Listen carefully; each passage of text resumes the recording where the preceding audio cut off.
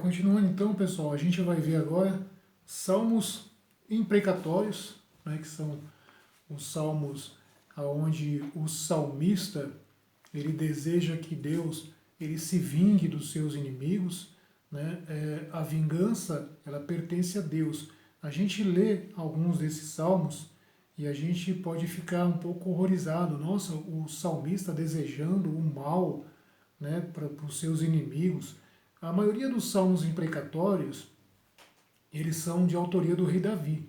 E a gente sabe que o rei Davi, ele vivia em batalhas, né, vivia em guerras. Então, como o rei Davi, ele enfrentava muitos inimigos, ele enfrentava muitos adversários, ele pedia sempre para que Deus ele o ajudasse a vencer essas batalhas. Né? Israel ali vivia frequentemente em lutas, em batalhas, então não era com relação a Davi se vingar dos seus inimigos, não era com relação à vingança de Davi para com as pessoas, como hoje, por exemplo, alguém falou mal de mim, eu vou lá pedir para que Deus fulmine ele, para que Deus se vingue. Não é isso, é diferente. O salmista Davi, ele vivia em batalhas, vivia em guerras.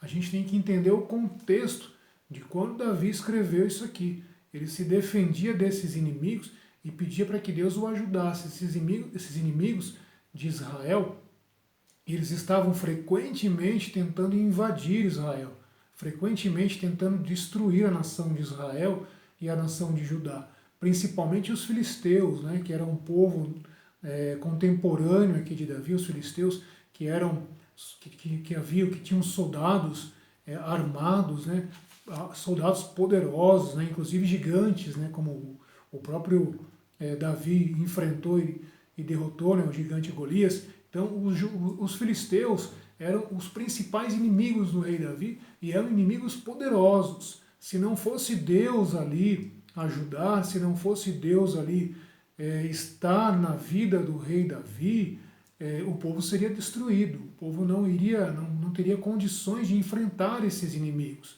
Então, o contexto é esse. Davi deseja que Deus lhe dê vitórias. Por isso que muitas vezes Davi ele fala sobre ele pede, né, a justiça de Deus sobre esses inimigos. Inclusive, quando o povo saiu lá do Egito, que eles começaram a caminhar para o deserto, Deus impediu que eles fossem pela direção de onde estavam os filisteus, porque Deus sabia que eles não estavam preparados para enfrentar os filisteus, né, que ficavam ali no sul, próximo de Judá. Deus fez com que eles rodeassem ali o deserto e fossem na direção da terra de Moabe, né, dos moabitas, dos amonitas, para se desviar dos filisteus, porque eles não estavam preparados. É justamente esses inimigos aí que o rei Davi ele mais pelejou, ele mais confrontou, que eram os mais bem preparados da época. E um dos salmos imprecatórios que a gente vê na lição aqui, por exemplo, o Salmo 35, que é um salmo do rei Davi, que está dividido em três partes, né? Do versículo 1 ao versículo 10, que Deus confunda, né, os inimigos. Por que confundir? Para que Davi possa vencê-los. Né? Versículo 11 ao versículo 18 fala dos que se alegram com os fracassos dos outros. Também fala sobre a impaciência do salmista Davi. A gente sabe que tem muitas pessoas que elas se alegram, né, quando outras pessoas caem, até esperam, fazem festa, né? Isso acontece muito nos dias de hoje também, pessoas que se alegram com a queda do próximo. E infelizmente também está acontecendo dentro da igreja, dentro ali entre os irmãos, né, o que é mais triste ainda, se alegrar com a queda do próximo, ao invés de ajudar, ao invés de oferecer apoio, se alegrar. E Davi fala isso, que os inimigos de Davi, eles ficavam esperando uma hora que Davi tropeçasse, que Davi caísse, para que pudesse ser destruído. E se alegravam quando acontecia alguma coisa ruim com Davi e com Israel. Isso aconteceu na época do cativeiro babilônico, que a gente já estudou sobre isso. Quando Jerusalém foi destruída, quem foi que bateu palma ali? Quem foi que se alegrou? Que destrua mesmo. foram os edomitas, né, que eram vizinhos deles ali. Inclusive os edomitas, eles se voltaram para o lado dos babilônios, né, para ajudar a destruir mais ainda Jerusalém. É desses inimigos aí que Davi está tratando, está se referindo. Esses inimigos que se alegram da nossa queda. Inclusive, a lei de Deus, ela nos orienta, quando alguém cair, mesmo que seja o meu inimigo, eu não devo me alegrar. Né? Eu não devo me alegrar.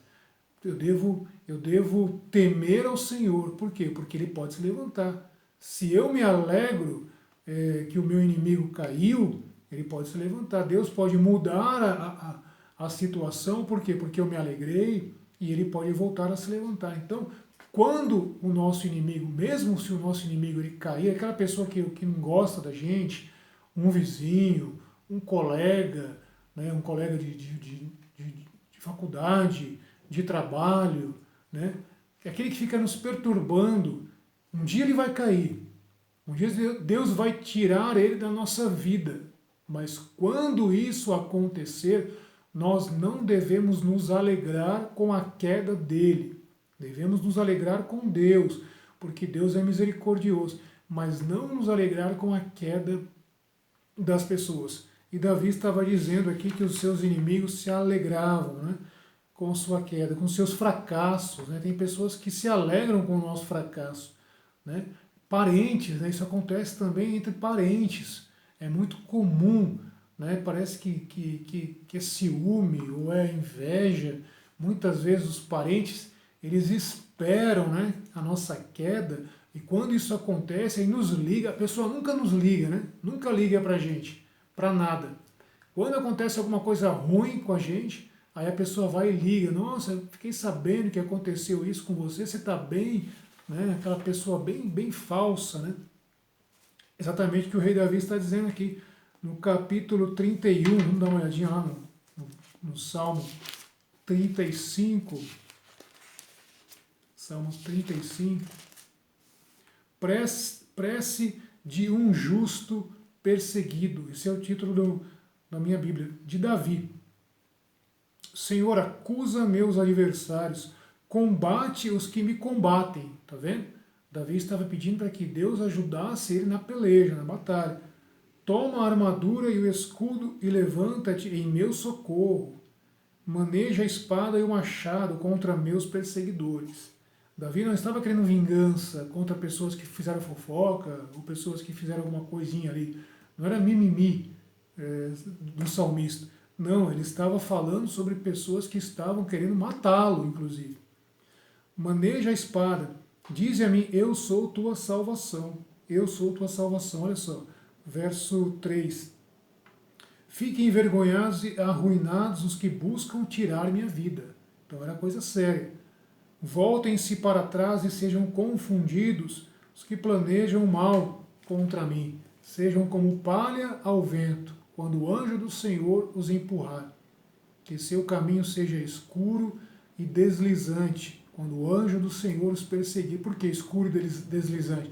Porque daí eles não vão enxergar, né, e eles mesmos vão tropeçar e vão cair sem o salmista, sem o rei Davi precisar fazer nada. Ele pede para que Deus intervenha. Então, os salmos imprecatórios, na verdade, a função desses salmos era justamente essa, ajudar o rei Davi, que foi, a maioria dos salmos imprecatórios foi ele que escreveu, né? Com exceção do Salmo 137, que é considerado um salmo histórico, né? Mas o Salmo 137, no finalzinho dele, tem uma imprecação também. A gente não sabe quem é o autor do Salmo 137, mas também tem uma imprecação ali no finalzinho, desejando que os inimigos sejam destruídos, assim como o povo foi destruído quando os babilônios, né, destruíram a cidade de Jerusalém. O Salmo 137 também é um salmo imprecatório. Davi busca Deus para que o livre de seus inimigos. Esse é o foco, né, dos salmos imprecatórios de Davi. Outro exemplo é o Salmo 55. Salmo 55 também é um salmo imprecatório. Vamos dar uma olhadinha? provavelmente também do rei Davi, né? Porque a maioria dos salmos imprecatórios é do rei Davi. Prece do caluniado, é o que está dizendo na minha versão aqui. Dá ouvidos à minha prece, ó Deus, não te furtes a minha súplica. Dá-me atenção e responde-me. Estou divagando em meu lamento. Divagando é andar sem rumo, né? Estremeço a voz do inimigo, frente aos gritos do ímpio. Fazem recair males sobre mim e me acusam com raiva. Então repare que Davi ele teve um momento aqui onde ele ficou com medo, né? Davi ele teve uma manifestação humana. Ele era humano, ele era um ser humano. Apesar de ser um grande guerreiro, servo de Deus, ele mostra aqui que ele ficou com medo dos seus inimigos. Estremeço a voz do inimigo, frente aos gritos do inimigo. Então eram inimigos poderosos que fizeram com que Davi tremesse, estremecesse e ficasse preocupado e ficasse com medo. Mas depois ele fala, né? Meu coração se contorce dentro de mim, sobre mim caem terrores mortais. Medo e tremor. Olha só, a manifestação humana de Davi. Me penetram e um calafrio me envolve. Eu digo, quem me dera, né? Quem me dera ter asas como pomba, para eu sair voando e pousar. Sim, eu fugiria para longe e pernoitaria no deserto. Encontraria logo um refúgio contra o vento da calúnia. Então, calúnia, parece que ele estava sendo caluniado, né? E aqui no caso, muitas vezes, os caluniadores não eram só os estrangeiros. A maioria das vezes também acontece na nossa vida, as pessoas que nos caluniam são pessoas próximas, são pessoas conhecidas da gente, né? Muitas vezes as pessoas que se aproximam de nós e querem o nosso mal são pessoas que nos conhecem, né? E foi o que acontecia também com o rei Davi. Quando o rei Saul perseguiu, apesar de Saul ser sogro de Davi, né? Porque Davi se casou com uma de suas filhas, o rei Saul perseguiu, né? Era próximo dele. Aí ele continua assim, eu vejo a violência e a discórdia na cidade, dia e noite elas rondam por cima de suas muralhas. Dentro dela a maldade e tormento, dentro dela a ruína, a opressão e a fraude nunca se afastam de sua presença. Então a gente vê, foi uma fase difícil, né, da vida do rei Davi, que ele desejava que Deus ele fizesse justiça, que Deus manifestasse a justiça dele contra os seus inimigos. Bom, esses são apenas alguns, né, dos salmos imprecatórios. A gente tem vários exemplos. Salmo 35, Salmo 55, que são salmos do rei Davi. Mas também esses salmos imprecatórios, eles têm alguns trechos que declaram louvor, né, Davi louvando a Deus, mesmo diante dessa situação. Por exemplo, o versículo 19 ao versículo 28 do Salmo 35, o salmista Davi fala que Deus ele está vendo a situação, Deus está contemplando, e Deus ele está vendo também, né, se a gente está sendo injustiçado. Davi estava dizendo isso. Eu sei que o Senhor está vendo que eu estou sendo injustiçado e que logo o Senhor vai fazer algo, vai se levantar e vai fazer justiça. Davi pede a justiça, né? O versículo 9, versículo 10, versículo 18 e versículo 28 fala sobre a declaração de louvor. Vamos dar uma olhadinha. Salmo 35 de novo. Salmo 35, versículo 9. Meu ser exultará no Senhor e se alegrará com sua salvação. Então ele desejava o mal dos seus inimigos, que Deus, né, se levantasse contra os seus inimigos, mas ao mesmo tempo ele reconhecia que Deus estava agindo. Versículo 10. Meus ossos todos dirão, Senhor, quem é igual a ti, para livrar o pobre do mais forte e o indigente do explorador. Então repara que os inimigos de Davi eram inimigos injustos, né? Eram inimigos que estavam errados, eram ímpios, né? Por isso que Davi ele confiava em Deus. Versículo 18 também fala sobre isso. Versículo 18. Eu te agradecerei na grande assembleia. Olha o testemunho, né? A gente tem que testemunhar na grande assembleia. Eu te louvarei em meio a um povo numeroso. Então a gente tem que, muitas vezes, quando a gente é abençoado por Deus, a gente é livrado, a gente tem que testemunhar isso. Tem que guardar para a gente. Tem que contar para os outros as coisas boas que Deus faz na nossa vida, porque isso vai gerar louvor, as pessoas vão louvar, vão adorar o nome de Deus.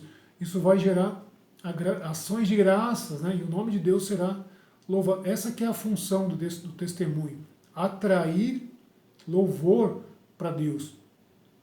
Verso 28. Verso 28, que diz: E minha língua meditará a tua justiça, todo dia o teu louvor. Então Davi, ele louva a Deus nesses salmos imprecatórios. E o quinto tipo de salmo são os salmos da lei. Né? Os salmos da lei também são vários salmos da lei, mas o principal, o mais conhecido, inclusive, que fala sobre a lei, é o Salmo 119, que é o capítulo mais extenso da Bíblia, né?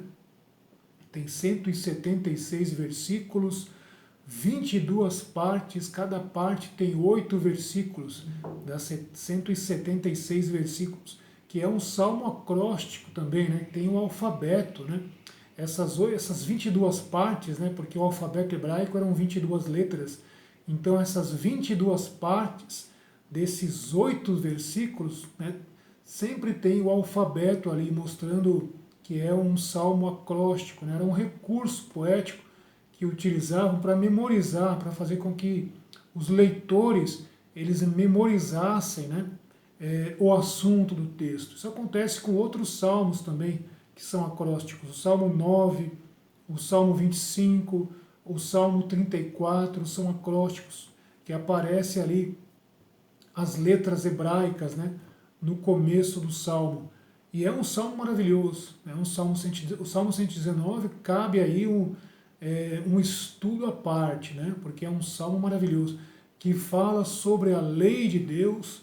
Né? As palavras que mais aparecem no Salmo 119 são as seguintes. A palavra lei ocorre 24 vezes. Né? Como referência aqui desse estudo, é a Bíblia Ara, né? Que é a Almeida Revista e Atualizada. Outras versões têm palavras diferentes, mas é quase que a mesma coisa. Palavra testemunho aparece 21 vezes. Palavra juízos aparece 22 vezes. Palavra decretos ou estatutos 20 vezes. A palavra palavra aparece 31 vezes. Preceitos 24 vezes. Promessas 8 vezes. Mandamentos 23 vezes. Caminhos e prescrições aparecem 2 vezes. Então, esse Salmo 119 é uma declaração de amor à lei de Deus, né? A lei de Deus que foi dada por Moisés lá no Monte Sinai, né? Porque é através dessa lei que o povo pôde conhecer a Deus, né? O povo foi privilegiado, o povo de Israel é um povo privilegiado por ter recebido do próprio Deus a lei de Deus.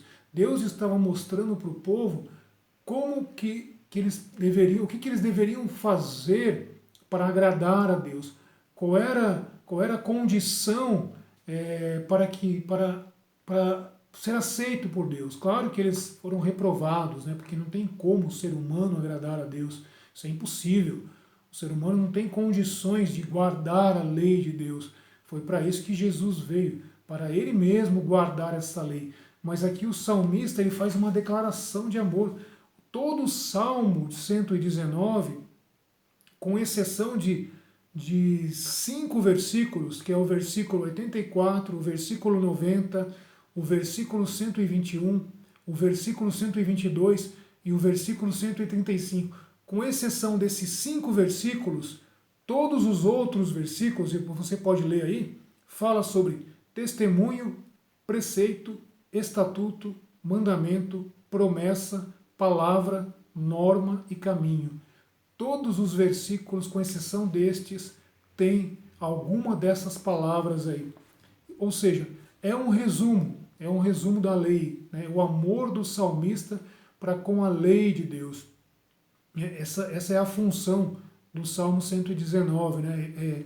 Exaltar a lei, porque a lei foi dada a Israel para que eles se separassem, né? É um povo que foi chamado para se separar, para se consagrar, né? Eles receberam essa lei para mostrar que eles eram um povo diferente daqueles cananitas, né, que viviam ali, que adoravam outros deuses, que praticavam coisas terríveis ali, né? E Deus, para mostrar que eles eram diferentes, Deus deu a eles a lei, né? Essa lei, esses estatutos, esses testemunhos, esses mandamentos, essas promessas, essas palavras, inclusive o versículo do Salmo 119, que a gente conhece tão bem, né? Aquele que fala, lâmpada para os meus pés, né? É a luz para os meus caminhos, né? É a tua palavra. Então, quer dizer, se a gente conhece a palavra de Deus, em outras palavras, dizendo aqui o salmista, a gente não anda na escuridão, porque a lâmpada ilumina, né? Luz para os meus caminhos. Como é que eu posso ter luz na minha vida? Como é que eu posso fazer com que a minha vida seja iluminada? Guardando os testemunhos, os preceitos, os estatutos, os mandamentos, as promessas, a palavra, a norma e o caminho de Deus. Se eu tiver isso na minha vida, eu nunca vou andar em trevas. Claro que a gente não tem condições, como eu já falei, em guardar a lei de Deus à risca. Os judeus eles foram rejeitados por causa disso, porque eles não guardaram a lei. Eles receberam esses estatutos, mas eles não guardaram. Por isso foram rejeitados. Jesus ele veio e ele cumpriu o Salmo 119. Nós não temos condições de cumprir, mas ele veio e ele cumpriu à risca o Salmo 119. E hoje nós andamos em luz, não andamos em trevas, porque guardamos a lei, porque fomos aprovados? Não. Nós andamos em luz porque Jesus é a nossa luz. Jesus é que venceu. E hoje nós andamos na luz graças ao sacrifício de Jesus. E o Salmo 119 é um salmo longo, não dá, claro que não dá para a gente ler ele todo aqui, né? São 176 versículos, mas medite sobre ele, leia, e você vai ver como o salmista ele se declara para a lei de Deus. Inclusive a lei, né, o apóstolo Paulo, muitos dizem que o apóstolo Paulo ele se levantava contra a lei, ele queria abolir a lei, né?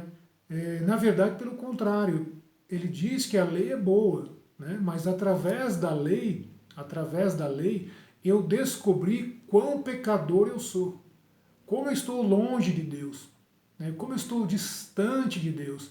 A lei, na verdade, serve para isso, para mostrar para a gente como a gente está distante de Deus. A gente não tem condições de agradá-lo, né? De servi-lo. Mas se nós confiarmos em Cristo, em Jesus, Ele é a nossa lei, Ele é a nossa palavra. Mas algumas coisas da lei a gente precisa guardar, né? Que Jesus ele falou sobre isso. Amar a Deus sobre todas as coisas e amar o próximo como a ti mesmo. Toda a lei se resume nisso. E isso a gente tem o dever de guardar. A gente não precisa guardar o sábado, não precisa praticar a circuncisão, né? Não precisa guardar alguns preceitos que os judeus guardam. Mas a lei moral, não matarás, não roubarás, não adulterarás, não jurarás falso testemunho, não cobiçarás, honra teu pai e a tua mãe. Isso a gente tem que guardar até hoje. Essa é a lei moral. A gente tem que guardar, né? O que a gente não precisa guardar mais é a lei cerimonial, que é guardar o sábado, praticar a circuncisão, né? Alguns tipos de purificação, realizar sacrifício de animais. Isso foi abolido pela cruz, né? Mas a lei moral, amar a Deus, amar o meu próximo, honrar o meu pai e a minha mãe, não matar, não roubar, não cobiçar, isso permanece até hoje. Tá bom, gente? Que Deus abençoe a sua vida. Leia o livro, faça a meditação da palavra, né, como a gente viu aqui agora, e Deus vai falar mais ainda com a sua vida. Que Deus abençoe e até a próxima.